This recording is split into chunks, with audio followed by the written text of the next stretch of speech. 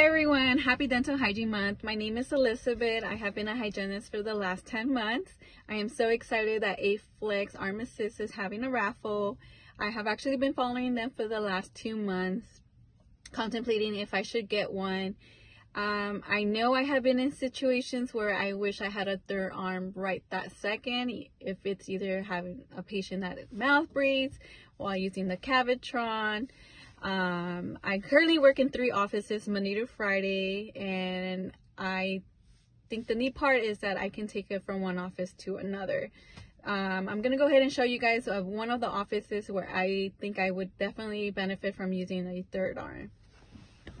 Alright you guys, so for demonstration purposes, I'm not gonna set up or anything like that, but this is one of the rooms that I work out of, and pretending that we have a patient here and I'm using my instrumentations here.